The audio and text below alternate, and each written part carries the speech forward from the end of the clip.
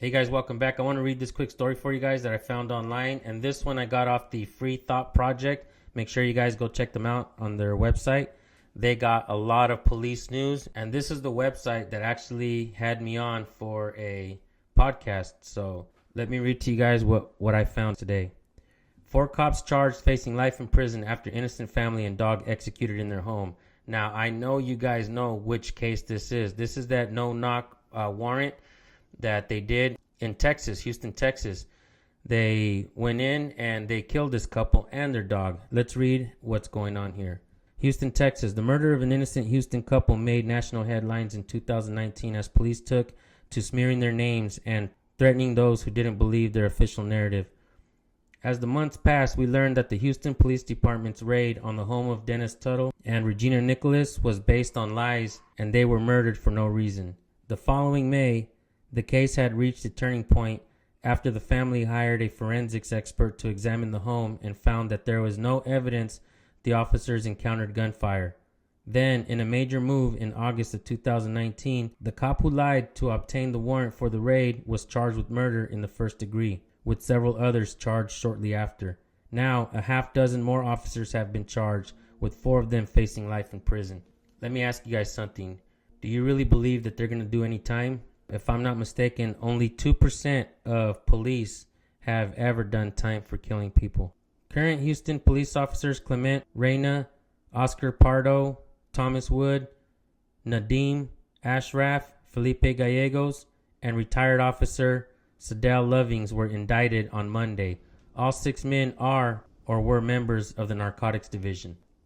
The consequences of corruption are 2 innocent, ordinary people that were killed in their homes. 4 police officers were shot, 1 of them paralyzed, and now all of them will face Harris County jurors who will decide their fate, said Harris County District Attorney Kim Ogg. Police officer Gallegos was indicted for murder on Tuttle's death and faces life in prison if convicted. Pardo, Lovings, and Ashraf were also indicted on charges of engaging in organized criminal activity, to wit, aggregate theft by a public servant, $30,000 or more but less than $150,000, and tampering with a governmental record, first degree. They too face life in prison if convicted.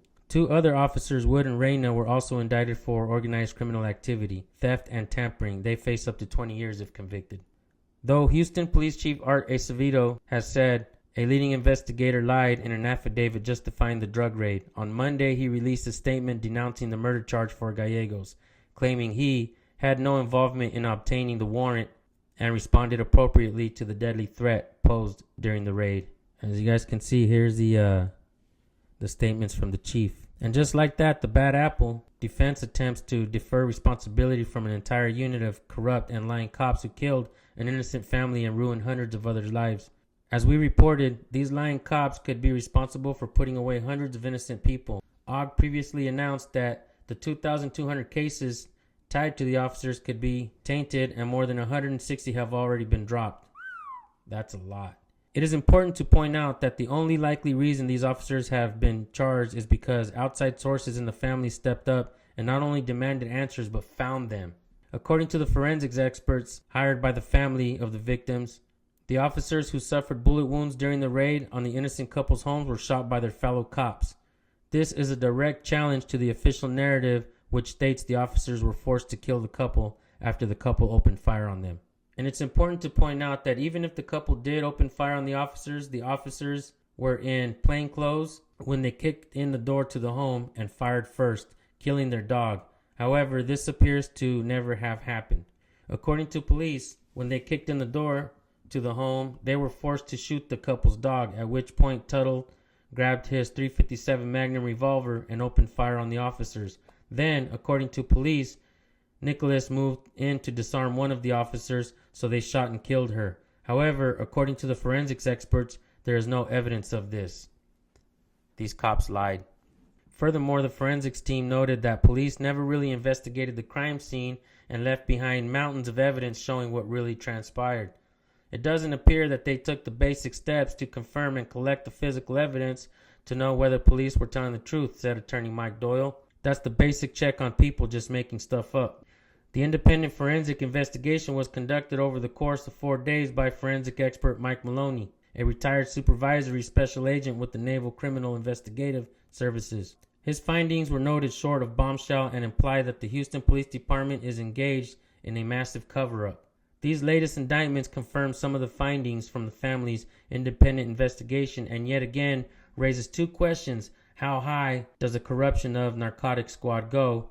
And why has the city and Houston police fought so hard still to conceal the basic facts about what happened before, during, and after the murderous raid?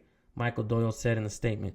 As the Houston Chronicle reported, though police said they started shooting when the dog lunged as they came through the door, Maloney's forensics team found that the dog was shot and killed at the edge of the dining room, 15 feet away from the front door. Authorities never picked up the shotgun shell when they collected the evidence. What's more, the forensics team found no evidence that bullets were fired from the back of the house, where police claimed Tuttle opened fire on them, toward the front door, where police claimed they were shot. The initial bullet trajectories appear to be somewhat contradictory, said Louisiana-based attorney Chuck Bork, who is also representing the Nicholas family. We see no evidence that anybody inside the house was firing towards the door. The bullet holes from the front of the house that police claim came from inside were actually fired from outside the home, at least a foot away into the house, according to forensics team. You can't see into the house from there, Bork said. You're firing into the house through a wall. Randomly firing through a wall into a house where your fellow cops are standing is a good way to shoot your fellow cops. While the forensics team didn't speculate, the evidence points to a story that unfolded far differently than what police are saying, and now police are acting on the actual story. It appears that when police kicked in the door and began shooting, the officers outside the home began firing into the home, shooting both cops and the innocent couple in the process. Thinking they were under fire from the couple, the other cops then shot and killed Tuttle and Nicholas. Even more demanding is the fact that the forensics team found no evidence Tuttle's .357 Magnum was even fired in the home, and the only bullets pulled from the walls were .223 and .45 caliber, which came from the police.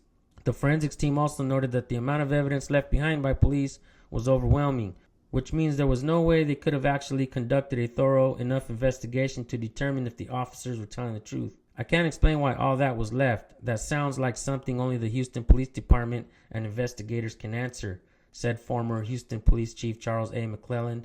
If that evidence is connected to that shooting scene, I'd certainly be asking questions. Sam Walker, a criminal justice professor at the University of Nebraska at Omaha, called it sloppy and said the uncollected evidence raises other questions, according to the Chronicle. How many people have been convicted over the years as a result of sloppy investigations which failed to collect evidence that was there that would have exonerated the suspect, he asked. If they do it in this kind of homicide case, what do they do in other kinds of investigations? I want to thank Matt Agaris at the Free Thought Project for this article. Make sure you guys follow him on Twitter and Steam it. And my final thoughts, folks. Will these officers ever see any jail time? Looks like they're actually investigating this as organized crime, kind of like what mobsters do, or organized criminals. These guys were conspiring, and after they killed somebody, they're hiding evidence, they're lying, and like the article reads, how many people have died or have been found guilty because of the lies from the officers? Thank you guys so much for tuning in. Make sure you go check out the Free Thought Project's website. I'll see you guys on the next video. Have a great day.